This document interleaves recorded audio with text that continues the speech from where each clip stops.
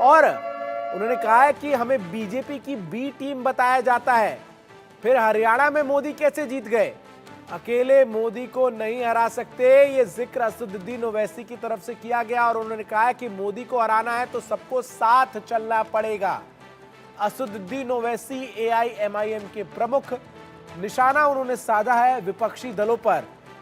कहा है कि बार बार उनके ऊपर ये आरोप लगते हैं कि वो बीजेपी की टीम है, लेकिन हरियाणा के विधानसभा चुनाव में तो एआईएमआईएम चुनाव लड़ी नहीं, तो फिर वहां बीजेपी क्यों जीत गई?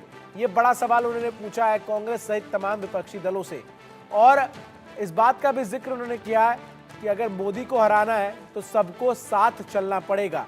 एआईएमआईएम प्रमुख असदुद्दीन ओवैसी इससे पहले भी आपको बता दें कि कई बार इस बात का जिक्र कर चुके हैं कि मोदी को हराने के लिए देश के तमाम विपक्षी दलों को जो है वो एक साथ आना चाहिए।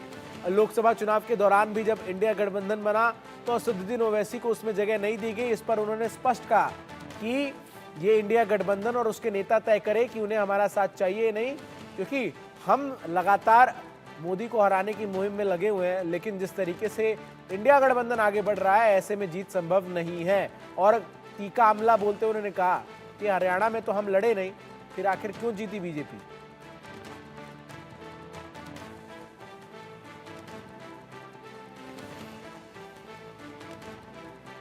इलेक्शन गलती से जीत गए मोदी, गलती से जीत गए। अब कैसा जीते? मैं तो नहीं था वहां पर, वरना बोलते बी टीम, इन्हों गए तो ऐसा हुआ, इन्हों गए तो ऐसा करे। मेरे को बहुत से लोग बोले, मैं बोला बैठो मियाँ, थोड़ा बैठ के तमाशा देखेंगे अपन भी, ये झमक झक्का जो कर रहे ना, देखेंगे क्या होता। हार गए नो वहां पे। अब किसकी वजह से हारे बोलो आप? अब समझ में नहीं आ रहा इन लोगों को, हारने वालों को। अरे शेरवानी तो नहीं आई आपको, सर पे टोपी दाढ़ी वाला नहीं आया भड़काऊ भाषण देने। हम कैसा हार गए?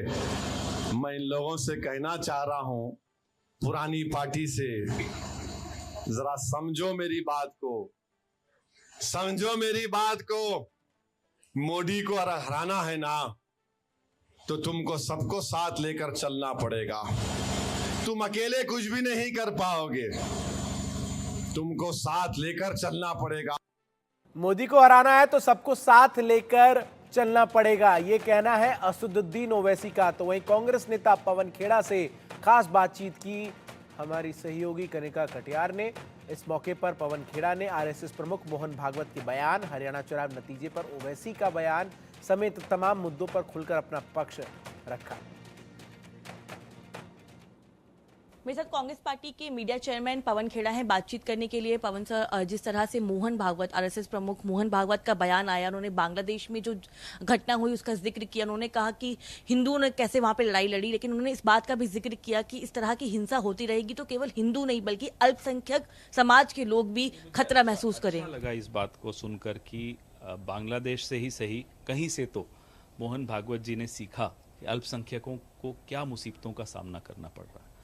और मैं उम्मीद करता हूं कि जो पाठ उन्होंने बांग्लादेश से सीखा है अल्पसंख्यकों के विषय में, उस पाठ को वो अब हिंदुस्तान में भी लागू करेंगे और यहाँ भी उनको उतनी ही संवेदनशीलता से अल्पसंख्यकों के विषय में सोचने पे अब वो मजबूर होंगे। उन्होंने हिंदुओं को, हिंदू समाज के लोगों को एक मैसेज देते हुए ये भी कहा है कि हिंदुओं को एकजुट रहने की बहुत जरूरत है देश में। बिल्कुल ठीक बात है। उन्होंने कहा है विश्व में हिंदुओं को एक होना चाहिए, तो हम उसमें कोई असहमति नहीं है, सबको एक होना चाहिए। लेकिन फिर अगर ओवैसी साहब पार्लियामेंट में खड़े होकर फिलिस्तीन का नाम लेते हैं तब मोहन भागवत जी को आपत्ति भी नहीं होनी चाहिए। आपने ओवैसी जी का जिक्र किया तो उन्होंने एक बयान दिया है कि हरियाणा में तो ओवैसी की पार्टी ने चुनाव भी नहीं लड़ा, फिर भी कांग्रेस को नुकसान हुआ, कांग्रेस हार गई। उन्होंने ये भी कहा कि इंडिया अलायंस को और खासतौर पे कांग्रेस को सबको साथ लेने की, चलकर देने की जरूरत है। हम कमला हैरिस जी और ट्रंप दोनों को बोल देंगे कि साहब आपको में से किसी को अगर ओवैसी जी की मदद चाहिए तो ले लीजिए। दोनों में से जिसको भी जीतने की आवश्यकता है ओवैसी जी की मदद, वो वहां भी ले लें। बीजेपी सांसद बासुरी स्वराज हैं, उन्होंने कल एक प्रेस कॉन्फ्रेंस की। उन्होंने कहा कि इंडिया अलायंस को अभी सोचने की जरूरत है कि नेता प्रतिपक्ष के तौर पर राहुल गांधी के अलावा बाकी नेताओं को भी सोचना चाहिए, क्योंकि राहुल गांधी की जो ग्रोथ है वो बढ़ नहीं पा रही है। वो कहिए अपनी पार्टी में अपनी थोड़ा पैठ बढ़ाइए, क्योंकि कई नेता उनकी जगह को देखकर थोड़े जलन भी हो रही है उनको।